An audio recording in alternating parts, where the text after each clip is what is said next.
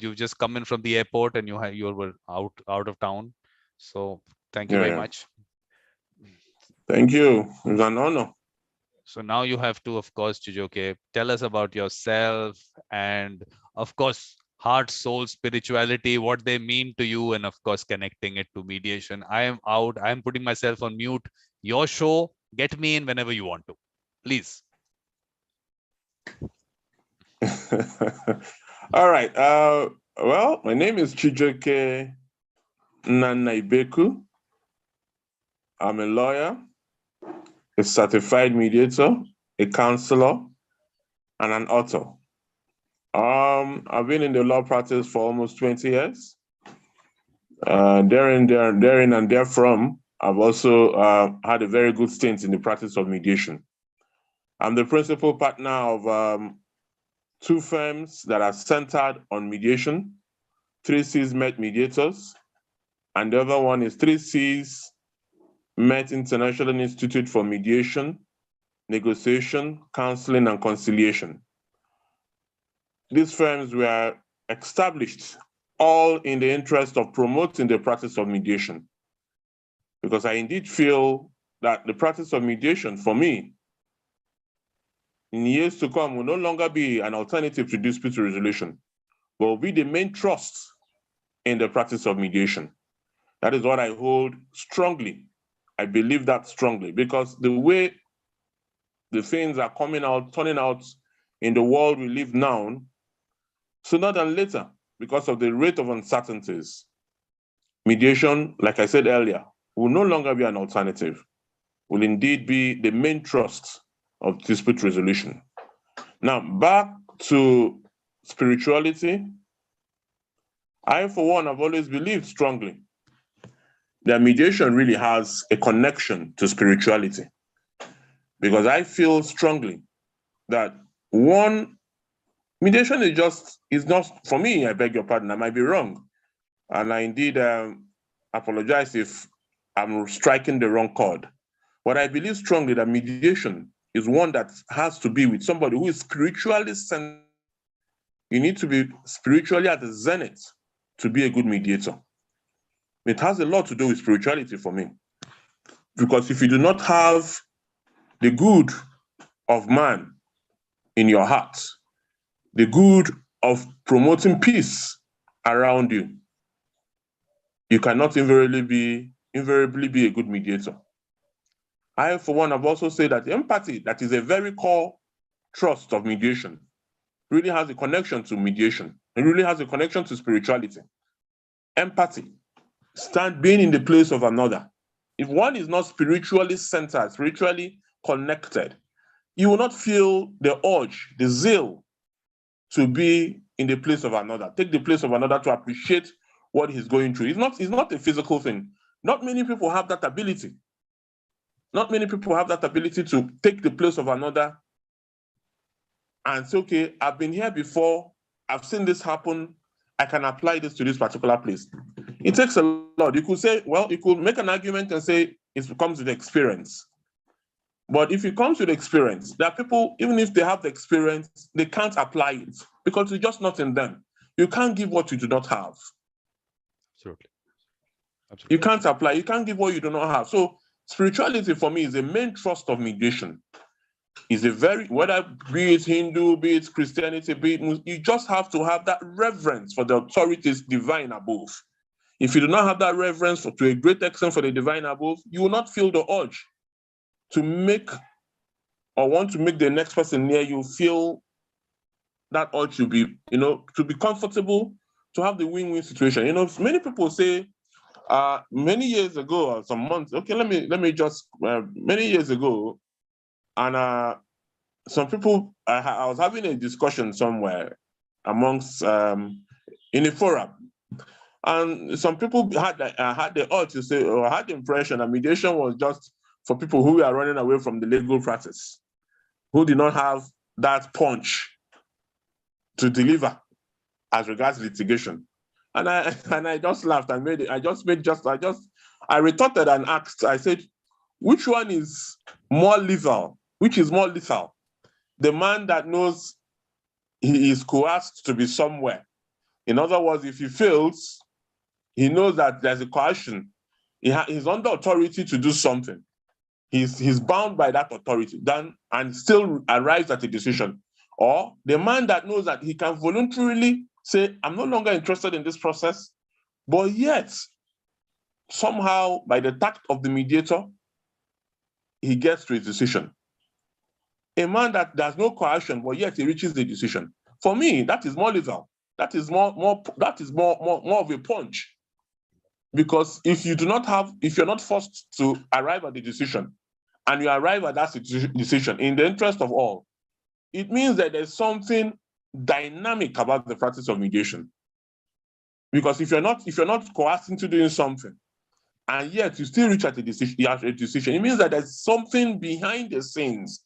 There's something intrinsic, something deep within that has helped for this process to be the settlement agreement to be arrived at. So it's just not an ordinary practice. It takes a lot of tact. It takes a lot of good deal of negotiation to get to this point. It's taxing mentally, because you have to expand your horizon. You have to expand, because you know that this is a process that is voluntary. Anything can go. The person can say, I'm no longer doing it. And eventually you lose out in trying to say whether you can reach a settlement agreement within those parties. So you need to be at your A game to do that. It takes a lot of tact. It's more lethal, doing something that there's no coercion, yet you reach an agreement that is binding between the parties. So for me, mediation is indeed a very dynamic process. Mediation is connected to spirituality. Then I beg your pardon. I wonder what again you tell me about? Is it meditation? No. Now, look, first of all, of course, on spirituality also, you have to expand that. What for you is spirituality. We have to, Yes. of course, that is one thing you have to explore. The other aspect is the heart and the soul. Those elements, how they work in terms of mediation in relation to the mediator, the parties, the process. Yes. So a lot of it, Chijioke, you have to reach inside you and bring out a lot of things. The heart and the soul, the heart and the soul, the heart and the soul. Wow, that is indeed very deep. Because with the heart, if you do not have a good heart, in other words, if you, by extension, a good soul, you just can't make a good practice of mediation. I believe in the goodness of the heart and soul for a good practice of mediation, because this is very deep.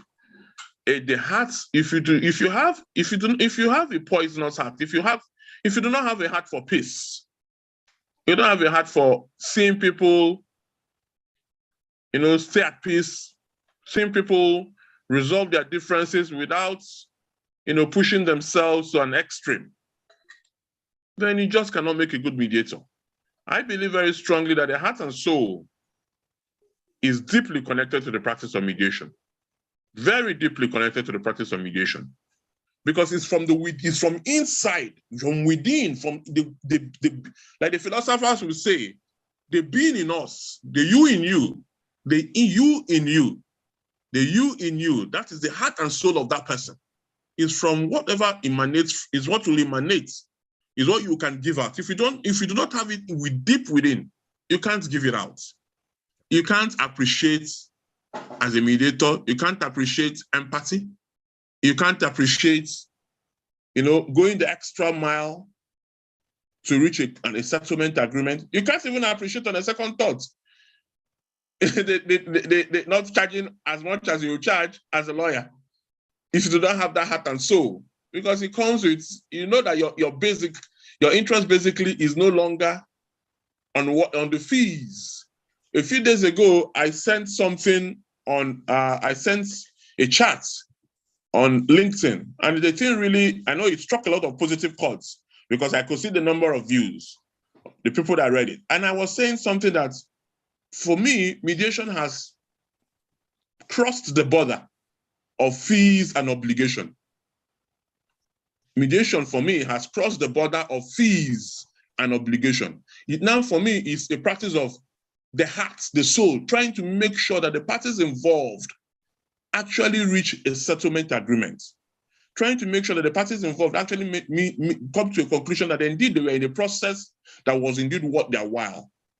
So it is indeed connected to the heart and soul, knowing that you've passed that, you've crossed that crucible, you've gone beyond it. It's no longer for me, the practice is no longer for me a practice that has to do with, I want to earn my fees for the mediation practice fees. I'm obligated to do this because this is my profession. No, it's gone beyond that. It's something more like a divine call. It's like a call. I call it the mediation gravitas, the passion for the practice of mediation. To see that, yes, indeed, parties that are involved in any form of dispute can resolve these matters without necessarily stressing themselves with the protracted court issues or tussles we'll normally see in our days or in our times. So for me, this is my humble take.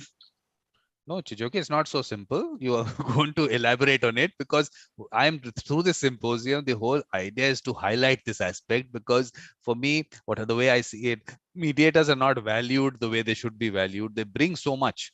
And that's why these elements of their spirituality, the heart and soul that they bring into the process. So we need to elaborate, talk about it, because these are otherwise things. Like I said earlier, I gave you an instance. I think we should be interacting so that as you talk, as you say something, I take it off from there. Like you've said something now about mediators not being valued. Like I told you earlier, I said that some people see the practice of mediation as being an escape route for those who do not have the punch for the practice of mediation, for the practice of litigation. That is one of the, I don't know about your client, but I feel that is what is operational here. Some people see it as an escape route for not wanting to practice litigation. Oh, this lawyer does not know much about litigation. He just wants to practice the easy way out. So in other words, they see it as not, what does mediation really mean? No, it's, you can achieve it. Okay, how if I have an issue, how coercive is the practice of mediation? But for those, and I've told you that what other practice can be more wonderful than the practice of mediation? When you reach an agreement, a settlement agreement that is binding between parties, without an element of force, without an element of coercion, that is a dynamic practice. So you indeed have to appreciate the man that goes the extra mile, that goes outside the box, that thinks beyond the box, expands his horizon, brings in a lot of experiences he must have, gone through, and indeed puts it into practice to reach a settlement agreement.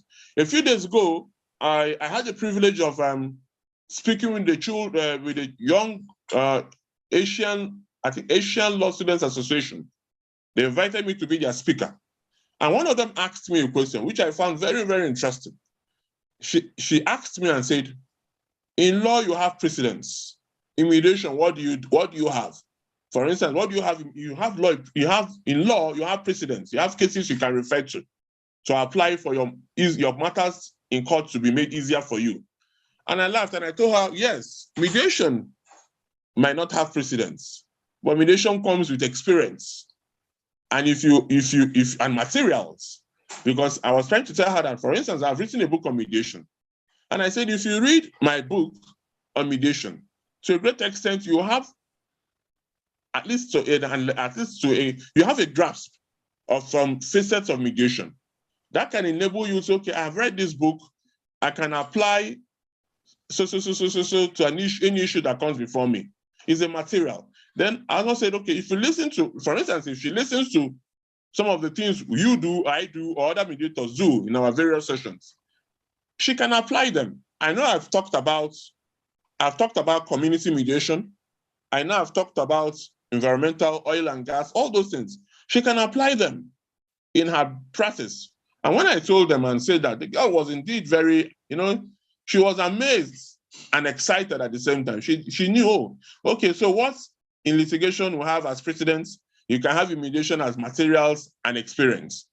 Yeah, so if anyone that does not treasure the practice of mediation, it's indeed it's a pity, I must say, sorry to use that word, because we are doing a job that is beyond the ordinary. We are doing a job that's not many people, like I call it the mediation gravitas.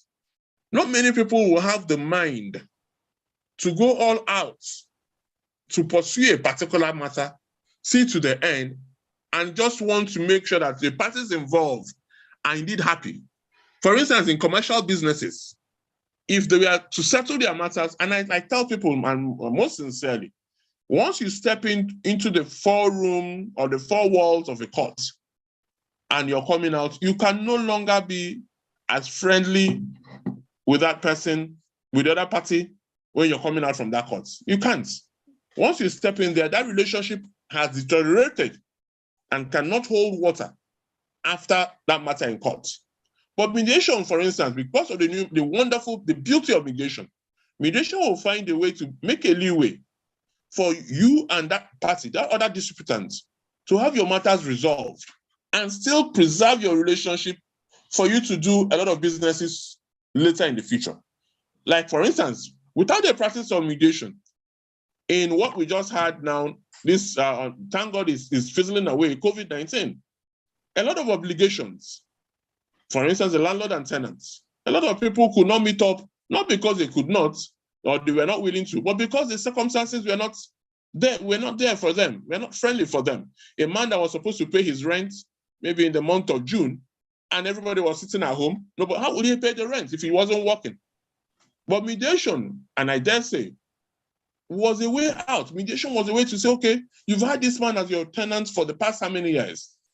You can do this. You don't need to pursue this matter in court. And yet the issues were resolved. A time was given for matters to be resolved. That is one of the dynamics for me. But yeah, this is Chijioke, this is exactly what I'm trying to get at, because of the fact that, say, you speaking about landlord-tenant issues, now to be able to connect the parties to their heart and soul, and for them to be able to understand each other. So those aspects of mediation and where the mediator comes in and how the process goes. So now focus is on these aspects to be able to put it out that all that happens in a mediation. There is a lot of connecting to the heart and soul within the parties, and how what the role of the mediator in that, what the mediator brings in. Those aspects also that you need to maybe speak about. Okay. Wow. Connected to the heart and soul. And I've said it severally. I don't know whether I'm connecting to the heart and soul, because number one, you need to connect. Wow. You need to connect.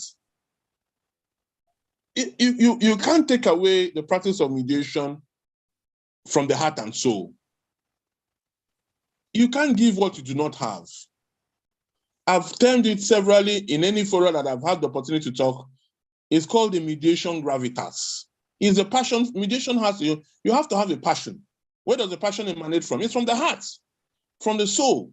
You need to desire something. You need to have a light for something, an extreme light for something. You need to see, when you're mediating between people, the desire for these two people to reach a compromise agreement, reach a negotiated settlement, something that they can run with and still be at peace with one another.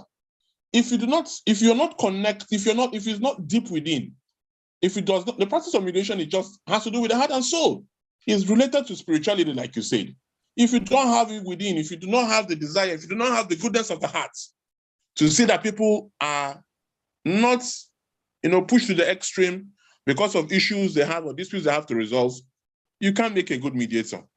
So I believe very strongly that mediation indeed has to do from within, has to do with the heart and soul. Your soul has to be pure. You can't have a polluted soul and be a good mediator. Because if you have, okay, for instance, if we were to have 5 different sets of mediators, and we all have to reach a settlement agreement within a time frame, you will notice that among those 5 mediators trying to reach a settlement agreement, that if you were to do an interview with all the parties that faced the different mediators, you will surely come to a conclusion that you will see that there's a place among those mediators, there are particular disputants. I will say, oh, this man was a very wonderful mediator. I want to be before him again. Remember, I gave you an instance. I said, if you have 5 mediators and you have 10 disputants before these 5 mediators, and you, Vikram, we have to do an interview, you will find out that among those 10 disputants, 2 of them or so will tell you that there's a particular man that took them beyond the ordinary practice of mediation. That if they had any matter, there'll be a lot of referrals to that person. Remember, all these 5 mediators have reached a settlement agreement for all the parties. But there's a desire for parties to want to come back to that particular mediator, to that particular one. So you ask yourself, what is the difference? Why will they want, why will these people or the other ones not, another ones not make a positive noise about the other 4 mediators? Why would these people be the ones singing the particular praise of this particular mediator? Then that means there must have been something that's beyond the ordinary. They met in his hands or her hands, and they will be there. That is where you get a lot of referrals. You see people being interested to say, okay, I can push in, I have a wonderful mediator, can't you try him? Listen to how he does this. That is what people get as referrals and promotion of the practice of mediation. Because the people will feel that they were indeed very pleased. That, I mean, when people come before you and you have that heart and soul connected to the practice of mediation as a mediator, you see that a lot of parties will want to, once they go through you, if they know of other people, they want to make a referral for you. They want to make people come to you, subject to your agreement, for you to be the one to mediate in their issues, because they've seen there's something beyond the next person or other people as in the practice of mediation. They've seen something unique and dynamic in you, and that something unique and dynamic in you is not only about your experience as a practice of mediation. You've gone into mute, Chijioke. You've put yourself on mute. You've put yourself on mute. You'll have to unmute yourself. You'll have to unmute yourself, Chijioke.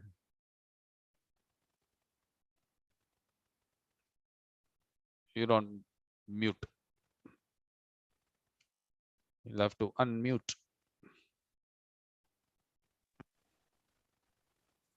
Yep. Yeah, that's okay. Yes, Chijioke. It's okay now. Yeah, you were at that point when you said that it's not just about your experience in mediation, and then after that you went into mute. Yeah. Okay. Yeah. So it's not about the experience in mediation. It's about the connectivity with the heart and soul. The connectivity with the heart and soul to the practice of mediation that makes you a unique mediator.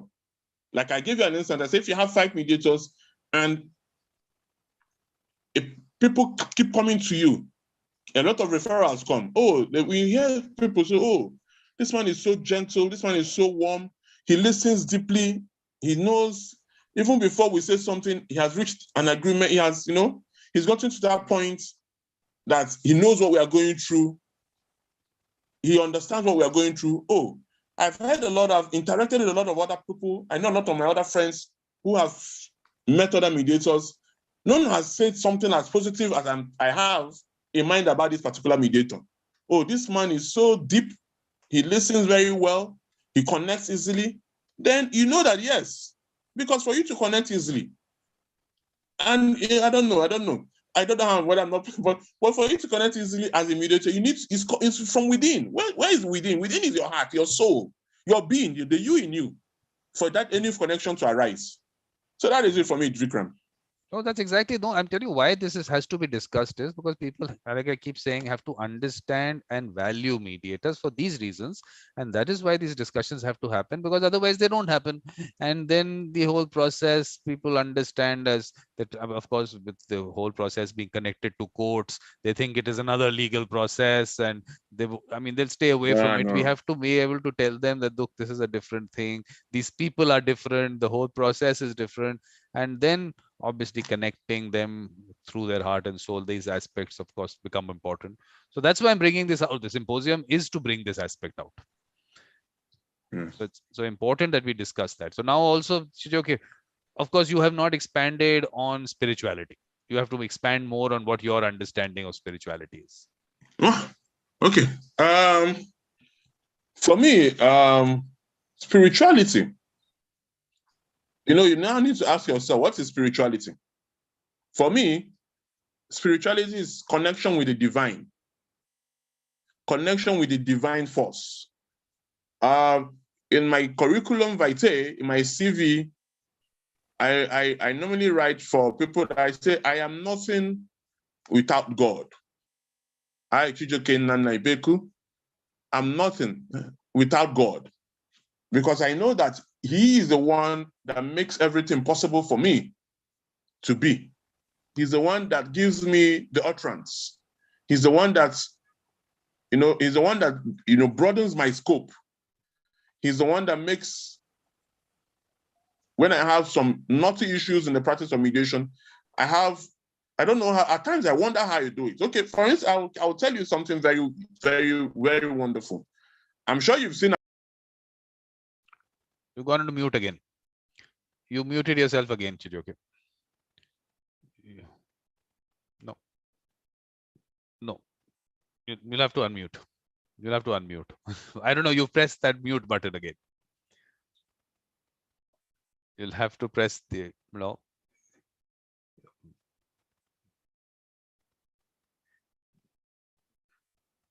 You're on mute.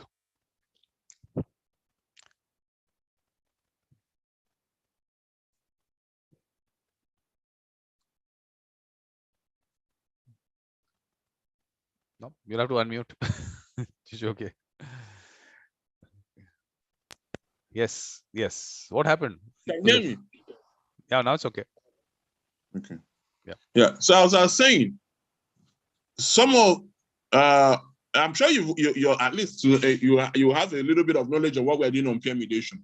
That for me is indeed a process that has really expanded my horizon on the process of mediation in connectivity with spirituality. Now you go to teach some of these children. Some of these children are as young as 7 years old. They're as young as 7 years old. And I come with all the grammar, all the English beyond their level. There are some words I will use, and I have no choice but to use those words because those are the words I'm used to. But these children might not really connect to what I'm saying.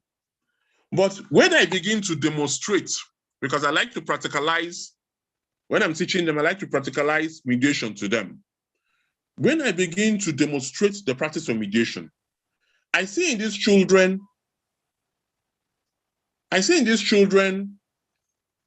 another. I don't know whether I'm exaggerating this, but I see in these children another face, and I see in these children a deep concentration of what I'm trying to pass across. Not like you see them, and I interact with their teachers. Not like you see when they are teaching them mathematics on the board, arithmetics or English.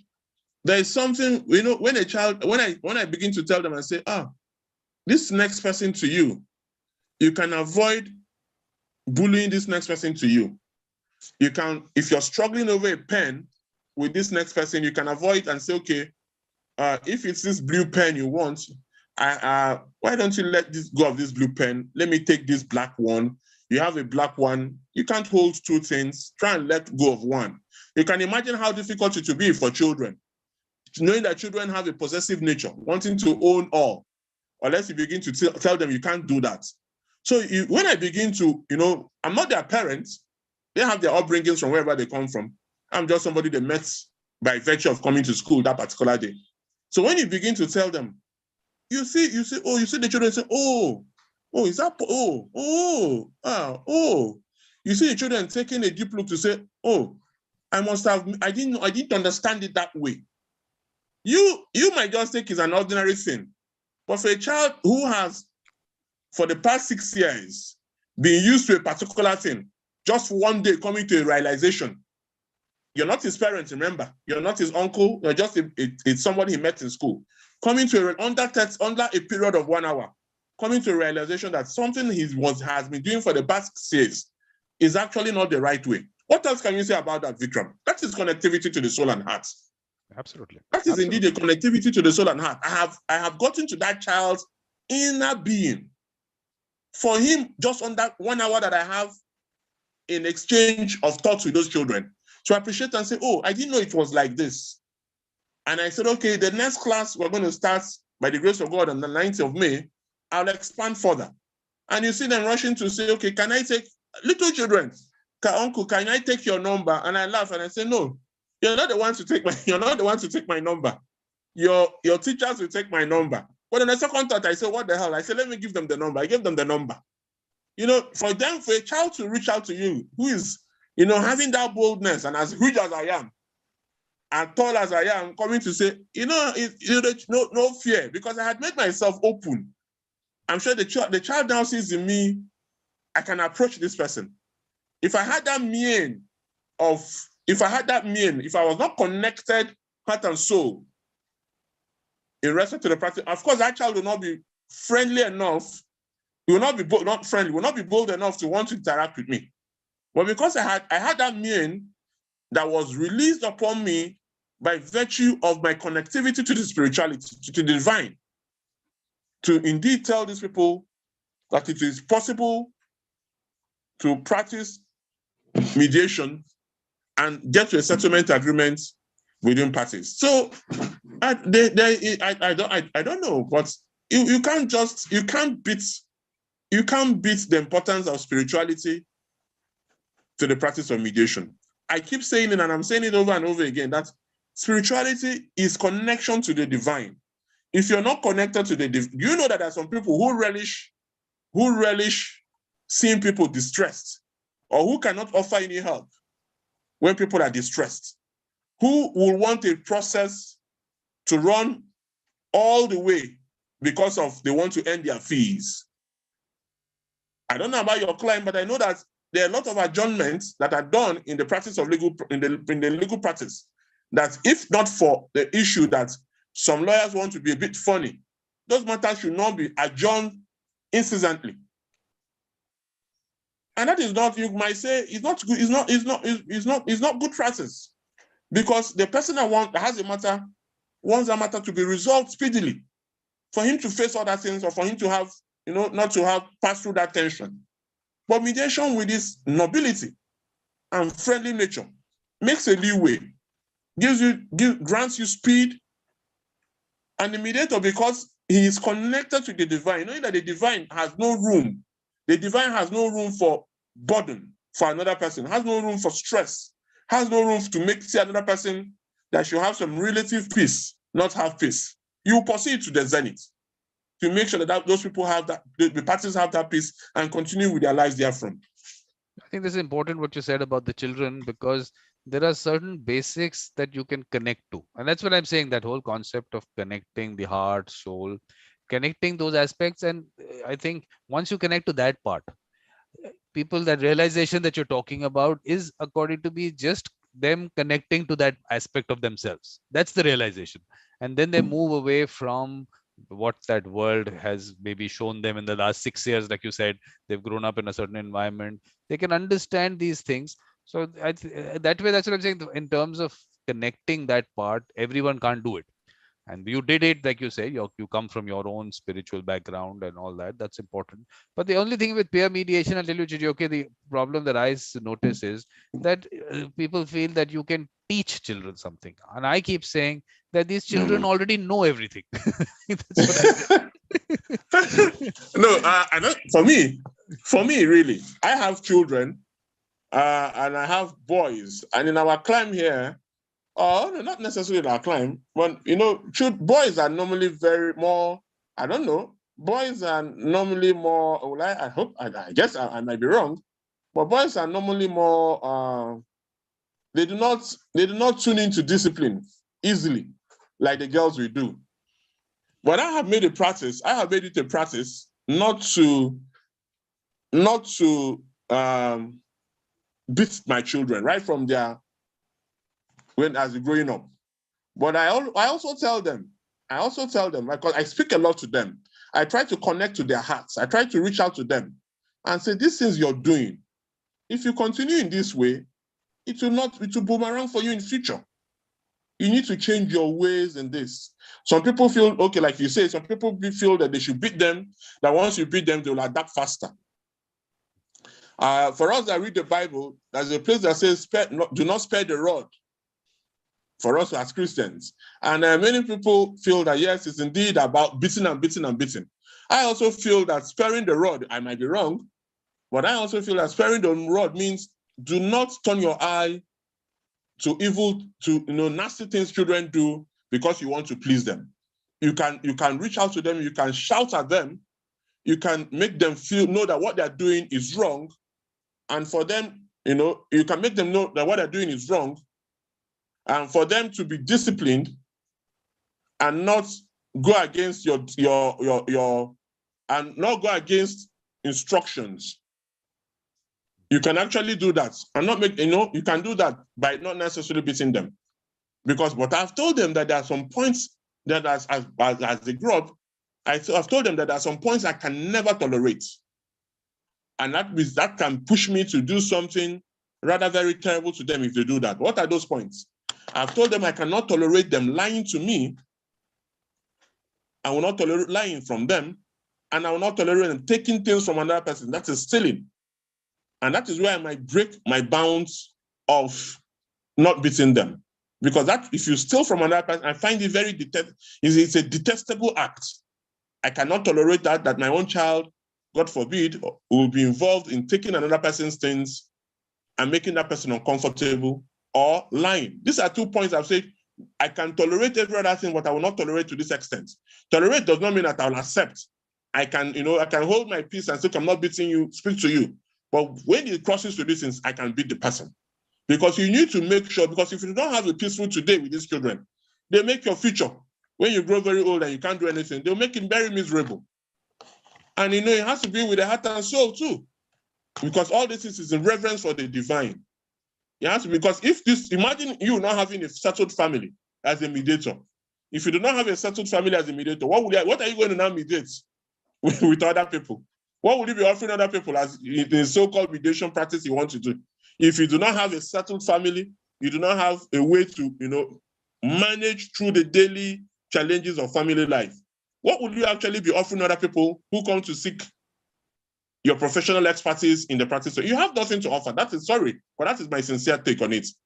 If you do not know how to overcome systematically the daily challenges that come before you as a family person, and you now want to offer them, you need to, I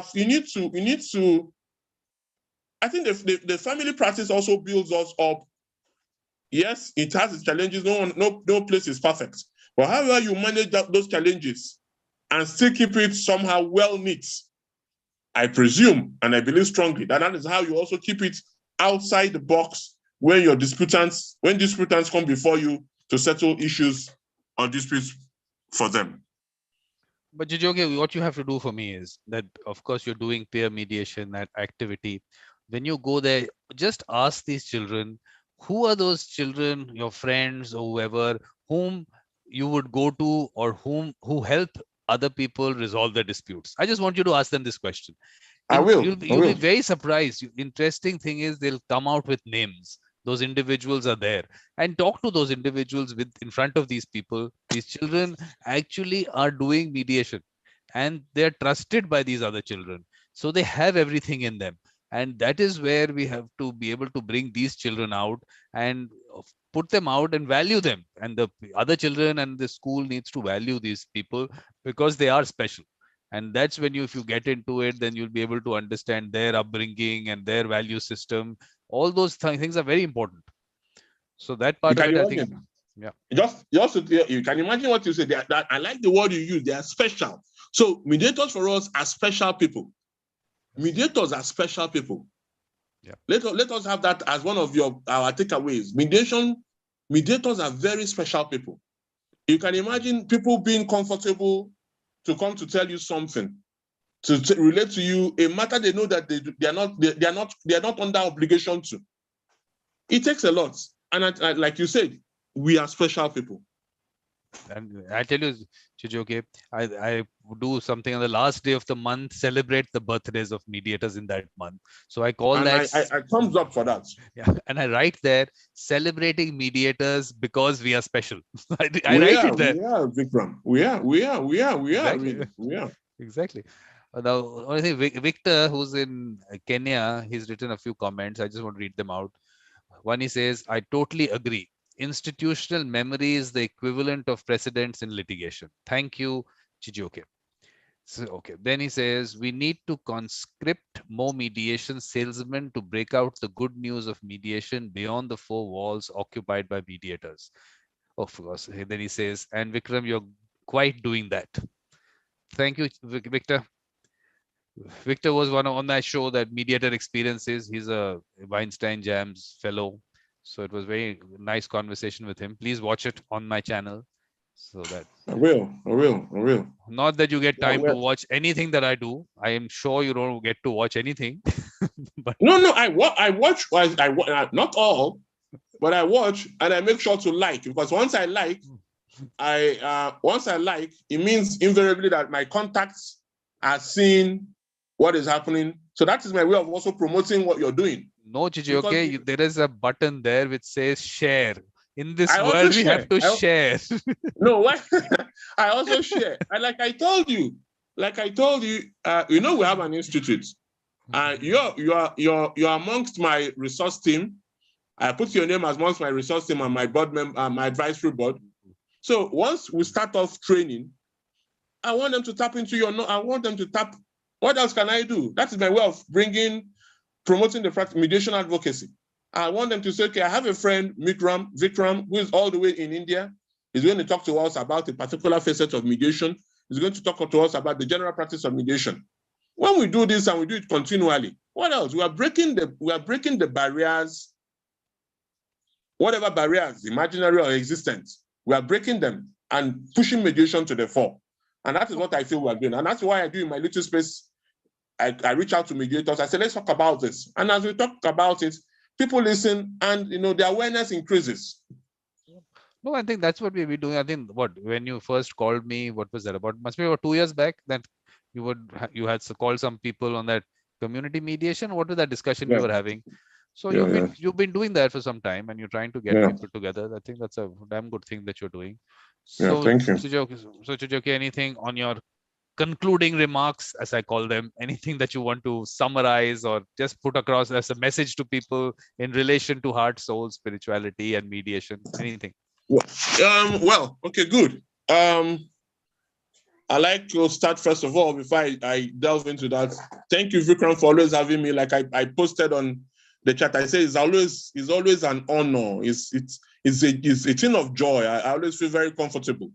You know, we have never seen you. We've only seen via, but the way we relate is as if we've known each other for 100 years.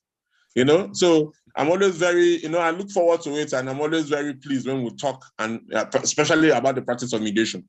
Now, for me, as regards mediation or a mediator connectivity with spirituality, we can, if you do not have that, you can build it. So let's not just say it's not an inborn thing. You can also, I'm reaching out to people who do not have it naturally. You can also develop it. You can acquire it. For you to have a wonderful practice as a mediator, you just need to have a good soul. You need to have a good heart. You need to know that we are more like people that hold at the helm of affairs spiritually in churches, in the mosques, wherever. We're just people. We are at that level. In fact, you know, someone said something funny. Somebody asked me, "Sorry, sir, is it mediation you're doing, or is it meditation you're doing?" I don't know if you understand, if you caught the joke. Yeah. Someone said, "Is it mediation you're doing?" Or in fact, somebody had actually reached out to me and said, "Oh, sorry, I thought I reached out to you thinking it was meditation. I didn't know it was mediation." It was mediation. You know, and I laughed and I said, "Do you know?" And I responded to the person. I said, "Do you know that there's a bit of meditation in mediation?" I had to reach out to the person. I said, there is meditation. That meditation, you're not, and I was telling the person, you're not too far off by calling me, because there's an element of meditation in the practice of mediation. Maybe that will be for another day for us to talk about. So I'm just trying to say basically that we're doing wonderful jobs. I'm doing mine in my humble space. You're doing yours. Other mediators are doing ours. Let us see a way to promote one another. And Vikram, what you're doing is beautiful. You're reaching across the borders, and I'm sure. I don't know. I'm hoping out of before the year or top next year to hold an international conference where I will make it. It will be like an assembly of different mediators from the world, for us to indeed to interact. If it's not possible this year, I'll try as much as possible to make it possible next year. And I'm hoping that the things I do within my spaces will give me room and the funds to carry out this project next year. And I don't know if you were invited to the ODR Tech Expo. That is another beautiful opportunity for us as mediators. I was invited. I'm going to be a speaker there. It's another opportunity. So you're doing very well, Vikram. Thank you very much for this opportunity and platform. Oh, good. Yeah, Chijioke, you're also doing amazing work. That's really nice. I'm humble. Thank you. I'm most obliged. The ODR Expo thing is that now what I can't actually go to any of these conferences or not, because there's so much work that I have. That also I'm telling you, I can do 10 times more if I mean there's work lying there, but time is not there. So definitely. And I think what you should do, because you already have a platform, I think you should do same. You already have a platform. If once you want me to reach out, if you want us to set it up, or you reach out to me, I think you already have a platform. You have a lot of mediators connected to you. You can set it up and we discuss. It will be a general conference. It's visually. We can do that. You already have the platform. My conference I have the platform to some extent too. My conference is coming up in May. There's an international mediators conference, which I'm going to do. But of course, for me, life is online now, Chijioke. It's so nice. It can't be better. So for me, everything is an online kind of a situation. Yeah, it is. Yeah. But Victor is saying that he's looking forward to seeing you on Friday and Saturday during the mediation conclave. All right. Thank you so much, Victor. I'll be there. Thank you. I'm also looking forward to seeing you. Thank you. So good, Chijioke. So nice talking to you. And please keep doing all the good work that you're doing. And I give God the glory. Thank you very much. Stay in touch and definitely do things together. Yeah, let's stay in touch, Vikram. Thank you. All right. Bye. Thank you. Bye. This is your family.